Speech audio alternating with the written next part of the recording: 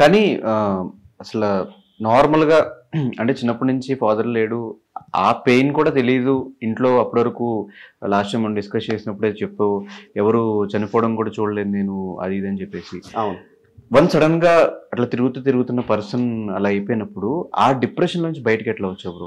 అంటే అసలు ఆవిడకి ఏం జరిగింది? ఆ డిప్రెషన్ నుంచి బయటకి ఎట్లా వచ్చావు?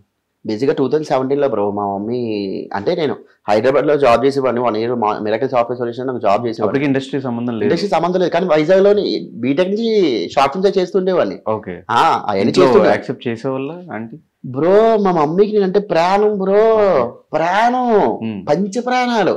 నువ్వు ఒక లవ్ స్టోరీ లాగా దారుణ లవ్ స్టోరీ పెట్టి కూడా నేను ఆడను. మమ్మీ చిన్న ఎమోషన్ పెట్టు బడ వచ్చేస్తాయి. మనం మొరారి సినిమా చూసానా? ఆ మొరారి సినిమా ఎంత ఏడిచని తెలుసా నేను? మామూలుగా ఆడలేదు. నాకు ఓన్లీ తల్లి కన్నయ్య కన్నయ్య కన్నయ్య కన్నయ్య బాబోయ్ ఏంటి ఆ ఎమోషన్ ఏంటి? ఈ ప్రేమలు ఇప్పుడు ఉన్నాయా అసలు? ఆ రోజుల్లో ప్రేమలు ఇప్పుడు ఉన్నాయా? ఎంతలా ఏడిచని తెలుసా నేను? తల్లిచ్చే ప్రేమ మొత్తం వేరు బ్రో. సో ఏం జరిగింది? ఎలా బయటకు వచ్చావు డిప్రెషన్ నుంచి? 2017 బీటెక్ కంప్లీట్ అయ్యింది. నేను బయటికి ఇలా వచ్చాను. 1 ఇయర్ జాబ్ చేస్తున్నాను. ఈ లోపు షార్ట్ ఫిల్మ్స్ అయ్యి నాకు ఇక్కడ ఆఫర్స్ వచ్చాయి. సరే అని చెప్పేసి నేను హైదరాబాద్ వచ్చాను. బేసిక్ మా మమ్మీకి అంటే ఎంత ప్రాణం అంటే జీవితాంతం నాకు గిల్టీ ఫీలింగ్ ఉంటుంది. ఏంటంటే మేబీ నా వల్లే మా మమ్మీ చనిపోయిందేమో అని గిల్టీ ఫీలింగ్ నాకు చాలా ఎక్కువ. ఎందుకు? మా మమ్మీ నా మీద బెంగ పెట్టేసుకుంది. భయంకరమైన బెంగ పెట్టేసుకుంది. నేను వైజాగ్ వదిలి ఇప్పుడు బయటకు వచ్చేవాడు కాదు. ఇంటర్మీడియట్లో హాస్టల్లో వేస్తే నేను హాస్టల్కి వెళ్ళి ఏడుస్తున్నాను. అమ్మ నా వల్ల కాదు కట్ చేసి చూస్తే మా మమ్మీ అక్కడ ఏడ్చేస్తుంది భయంకరంగా. వద్దు దాన్ని తీసుకొచ్చి ఇక్కడ ఏదో చేసుకుంటానని చెప్పి. ఆఖరికి అంటే ప్రాణం. ఎందుకంటే డాడీ చిన్నప్పటి నుంచి లేరు. ఉన్నది నేను లాస్ట్ కొడుకుని. ఉన్నది ఒకరిని. అందులోని కూడా నేను ఆకతాయిగా ఉంటాను నేను. నాకు ఏంటంటే చిల్లరగా ఉండేవాడు. మరి దానివల్ల ఏంటంటే లాస్ట్ కొడుకు కనుక మా మమ్మీకి ఇంకా అంటే ప్రాణం. అమ్మో నేనే చూసుకోవాలి ఇలా కాపాడుకునేది నన్ను. అలాంటి ఆవిడ సడన్గా లైఫ్లోంచి వెళ్ళిపోయిందండి. అదే ఇంకా 2017 నేను ఇక్కడికి వచ్చాను. అంతా 2017 ఇక్కడికి వచ్చాను. మా మమ్మీ ఇలాగ వచ్చింది. ఏమైనా వచ్చింది? అరే ఇలాగా అదే ఏమంటారు వాష్రూమ్లో పడిపోయింది అన్నమాట. నాకు అప్పటివరకు తెలియదు మా మమ్మీకి అంత సీరియస్ అయిందని. ఏదో చిన్న ప్రాబ్లం అయ్యి ఉంటుంది అని చెప్పేసి నేను వెంటనే మా ఫ్రెండ్స్ నాకు ఫ్లైట్ తీసుకొని వెంటనే ఫ్లైట్ తీసుకొని నేను వైజాగ్ వెళ్ళిపోయాను. వెళ్ళిపోయిన తర్వాత నేను హాస్పిటల్కి వెళ్ళి చూసేటప్పటికి నాకు మా మమ్మీ అసలు చూడలేకపోయాను. మా మమ్మీని ఆపరేషన్ బయటకు వచ్చింది. దగ్గర వరకు వెళ్ళి ఎవరో ఒక ఆవిడని చెప్పి బయటకు వచ్చాను. లేదు మీ మమ్మీ అంటే నేను షాక్. బ్లడ్ క్లాట్ అయిపోవడం వల్ల మొత్తం జుట్టు అంతా తీసేశారు. నేను అసలు తట్టుకోలేకపోయాను. మా మమ్మీ ఏంటి ఎలా ఉండదు? మా మమ్మీ చాలా బాగుంటుంది అందగత్త. ఇదేంటి ఎలా ఉంది అని చెప్పి ఏడిపోయాడు. అక్కడ ఎలా పడిపోయింది దబ్బని. తర్వాత సెకండ్ డే నేను మళ్ళీ డాక్టర్ దగ్గరికి వెళ్ళి డాక్టర్ గారు మీ కాల్ పట్టుకుంటాను ప్లీజ్ ఎలాగైనా సరే మా మమ్మీ నన్ను కాపాడండి. మా మమ్మీ లేకపోతే నేను ఉండలేదు. నాకు అన్నింటికి మా మమ్మీయే. నాకు ఇంకా రిలేషన్స్ ఏం తెలియదు. నాకు చిన్నప్పటి నుంచి ఆవిడే పెంచింది. ఆవిడ లేకపోతే నేను లేనని అంత ఎమోషన్ అయిపోతుంది. అప్పుడు డాక్టర్ చెప్పారు. ఏమని చెప్పారు? మేము ఆల్రెడీ చెప్పాం కదండి 90% బతకడం కష్టం, 10% ఛాన్సులు ఉన్నాయి. ఎందుకు అంత ఎమోషన్ అవుతున్నా అంటే నేను షాక్ అయిపోయాను. అరే ఏదో చిన్న ఆపరేషన్ అయింది వచ్చింది వెళ్ళిపోతాం అనుకున్నాను. అసలు చావు బతుకుల్లో ఆవిడ ఉందా అని. అది నేను తట్టుకోలేకపోయాను అస్సలు. బాబోయ్ ఏంట్రా బాబు నా పొజిషన్. ఆ టైంలో 1 వీక్ కరెక్ట్గా ట్యూస్డే లేను. నెక్స్ట్ ట్యూస్డే వరకు నేను హాస్పిటల్లో ఉన్నాను. మా మమ్మీ అలా కూర్చొని మాట్లాడేవాడిని. 4 o'clock అపాయింట్మెంట్ ఇచ్చారు. 4 to 5 విజిటర్స్ అవర్స్ అని ఐసీయూలో. సో లోపల కూర్చొని మాట్లాడుతుంటే మా మమ్మీ చెప్పేవాళ్ళు ఇదే. మమ్మీ ఏంటి మమ్మీ నన్ను వదిలేసి వెళ్ళిపోతావు ఏంటి నాకు అర్థం కాదు అంటే చెప్తున్నాను కదా. అప్పటి వరకు కూడా చెప్తున్నాను కదా అప్పటి వరకు కూడా నాకు సీరియస్నెస్ లేదు. లైఫ్ మీద సీరియస్నెస్ సాధించాలి ఏదో చేయాలి మా మమ్మీకి మంచి పేరు ఇవేవి నాకు తెలియదు. ఎందుకంటే మా మమ్మీ నన్ను కష్టం లేకుండా పెంచింది. చెప్తున్నాను కదా ఎంత కష్టం లేక పెంచింది అంటే భోజనం చేసేటప్పుడు కూడా రసంతోనే తిను, కూరతో తినక వేడి ఎక్కువైపోతుంది బాడీకి. ప్రతిదీ కూడా ఇప్పుడు నాన్ వెజ్ ఉండేది అంటే చికెన్ అంతా ఉంటే నా కోసం గుండెకాయలు తీసి పక్కన పెట్టి దాచేది లోపల. ఒరే నువ్వు తినేరా ఆవిడకి నేను అంటే సర్వస్వం. జస్ట్ ఇమాజిన్ అంత ప్రేమించిన ఆవిడ సడన్గా ఆవిడ మన లైఫ్ నుంచి లేదంటే ఎలా ఉంటుందో చెప్పండి. చాలా టైం పట్టింది. లిటరల్ 2 years 3 years పట్టింది. ఏమో దేవుడు ఏ రీజన్ కోసం ఆవిడ నన్ను తీసుకెళ్ళిపోయి అంతే. అందుకే నీకు చెప్పాను పర్సనల్ లైఫ్ అడగకపోవాలి. ఇప్పుడు ఖచ్చితంగా ఆవిడ ఎప్పుడు ఎక్కడున్నా ఇప్పుడు ఈ పొజిషన్ చూసి నాకు తెలిసి హ్యాపీగా ఫీల్ అవుతున్నావు. నువ్వు నీతో నాకు వస్తుంది చెప్తాను కదా నా గురించి నేను చెప్పుకోవాలంటే నేను మంచోనే కాదు నాకు తెలియదు. కానీ నేను చెడ్డనైతే కాదు. ఒక ద్రోహం చేయలేదు, ఒక అన్యాయం చేయలేదు. కానీ లైఫ్లో భయంకరమైన దెబ్బలు నాకే పడుతున్నాయి. దెబ్బ మీద అది ఎందుకు అర్థం కావట్లేదు నాకు. అంటే ఏమో అట్లీస్ట్ కూర్చోబెట్టి నువ్వు ఎలా ఉండాలి అలా ఉండాలని చెప్పిన వాళ్ళు కూడా ఎవరు లేరు. ఒక్కని ఒంటరి అయిపోయి దానివల్ల అమ్మ నరకం తెలుసు అది నిజంగానే. బట్ నాకు తెలిసి నీ ఆడియన్సే నీకు ఫ్యామిలీ. వాళ్ళే మంచున్నా చెడున్నా నీకు మెసేజ్ పెట్టి నిన్ను పుష్ చేస్తా ఎవ్రీ టైం బాగుంది బాగుంది బాగుంది అని వాళ్ళు షేర్ చేసుకుంటూ. సో వాళ్ళ గురించి ఏం చెప్తావు బ్రో, ఆడియన్స్ గురించి? అమ్మా ఏం ఎక్స్పెక్ట్ చేయకుండా నీకు అంత పుష్ చేస్తున్న వాళ్ళ గురించి? ఆడియన్స్ అమ్మా వాళ్ళు ప్రాణం బ్రో, సర్వస్వం. చెప్తున్నారు కదా, మీరందరూ అంటుంటారు ఏంటి బ్రో ఇంకా సినిమాలు చేయట్లేదు అని.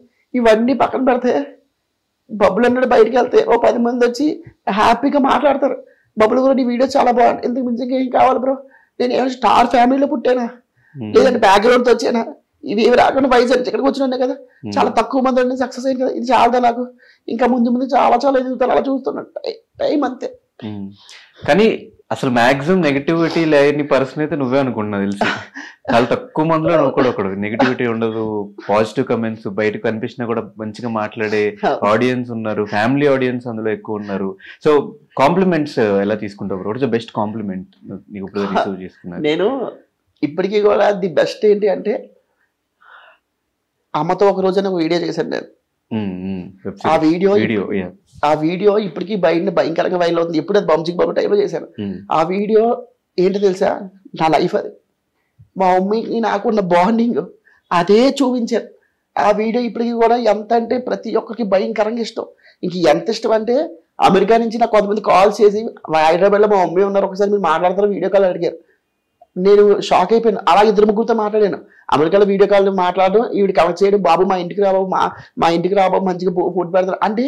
ఇక్కడ నేను వీడియో ఒకటి చేయడం గొప్పతనం కాదు, ప్రతి ఒక్కరు కనెక్ట్ అయ్యారు. ఆ వీడియో వల్ల చాలా మంది మారారు కూడా.